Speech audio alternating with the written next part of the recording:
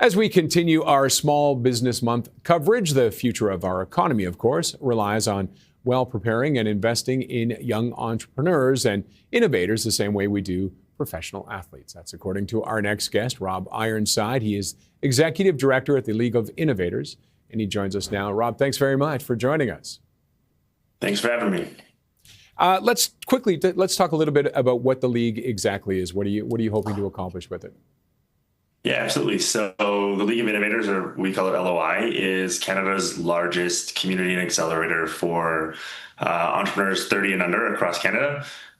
We started off as a small program out of the Hootsuite offices in Vancouver, run by Ryan Holmes, who's our founder, with the goal of supporting all young entrepreneurs in Canada to gain those experiences and skills to become successful entrepreneurs. Eventually becoming these types of entrepreneurs that kind of show up on this program, creating jobs and having a huge impact on Canada's economy. And what do you find? I mean, everybody talks about how challenging it is for young people. Do you find the people you're working with are taking that and turning that around? In terms of the challenge? We talk about how tough it is for under 30 for people to do anything right now. There's no jobs. Yeah. Are you finding these people are taking that and going, no, we're gonna create things and succeed?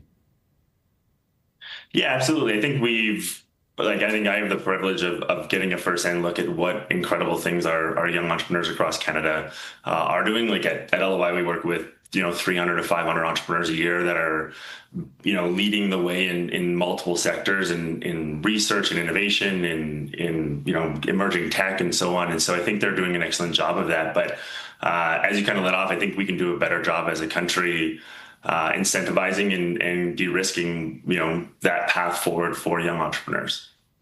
Sure, Rob. I understand there's no cost to join this program.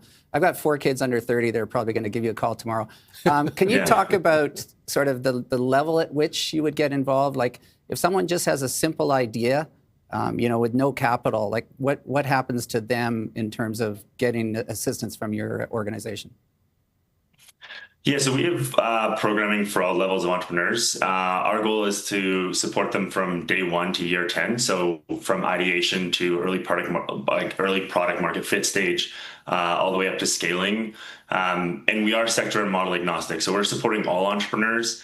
I think the actual amount of founders that are VC backed or have angel investors is less than 5%. I think VC it's less than 1%. There's a lot of incredible entrepreneurs doing really impactful things in their communities that are bootstrapped or have found funding in other ways or just done it through earned income and slowly over time.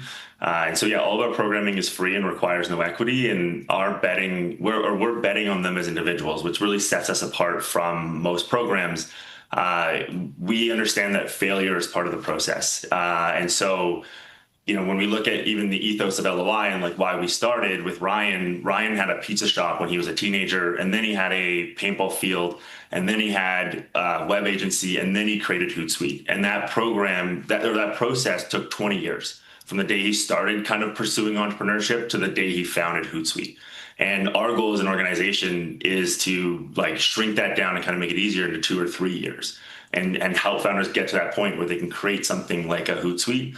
And we realize that part of that is that iteration and that failure. And so whatever idea they have, we're not evaluating that idea when they're coming in. So, if it's one of your kids, for example, a lot of times first-time entrepreneurs, their ideas aren't that great. And that's part of it. But it's really hard to learn these things without practicing. And so if you're already forcing them to have conversations around, what equity are we going to get? Or one of the things, it kind of kills that ability for them to pursue and learn these skills. And so we're working with entrepreneurs, and it's generally not the idea they come in with that they end up running with over time. It's something that comes later on their path. Is there a common thing you find they're lacking, or is it across the board different? Everyone has a different strength or different weakness? I think it's they're all lacking real entrepreneurial experience. It's their first time. This isn't something that being an entrepreneur or being a founder isn't something that you can go to school for. It's something that you have to practice, and being able to do customer and problem discovery work and find opportunities and look where those resources are and not what is right in front of you, but where the world's going to be in a few years.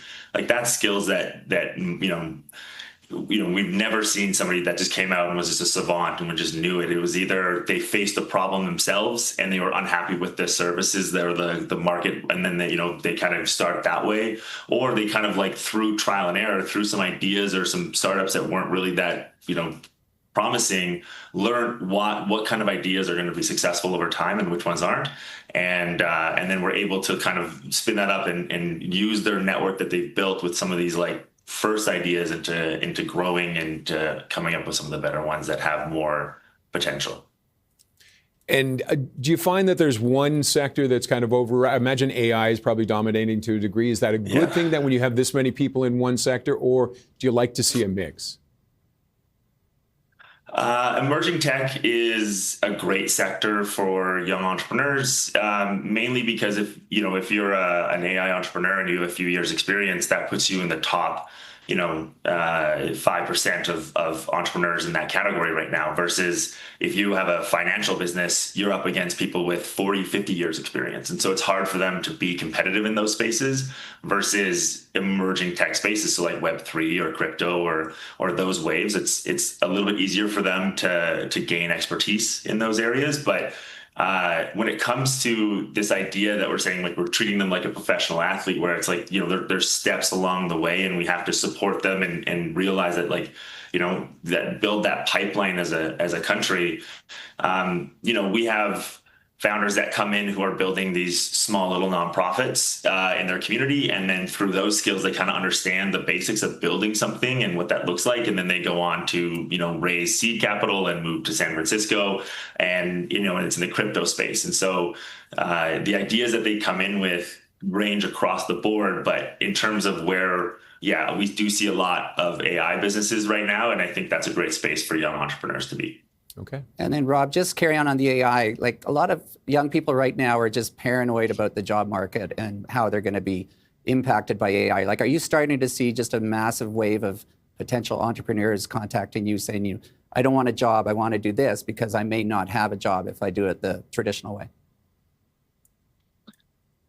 I think mostly it's I don't really see like fear as the motivator for entrepreneurs, especially in our programs. It's more passion that drives them, and I think we like to say that if you have somebody who has been building businesses for the last 4 years and built something, and maybe it's failed or they didn't get to where they wanted it to go or what have happened, and you can choose to hire that person versus hiring somebody who just did 4 years in business at a university. 99% of the successful kind of companies that I know would hire the person who went through that process of building a company for 4 years, even if it failed, because the skills that it teaches you are super marketable in our economy. So I think pursuing entrepreneurship for them is valuable regardless, especially in terms of building skills that are going to be future-proofed.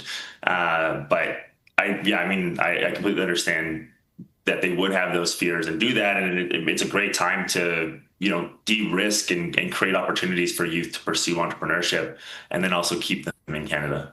Okay, Rob, thank you very much for joining us today. We appreciate it. Likewise, thanks. Rob Ironside is the Executive Director of the League of Innovators.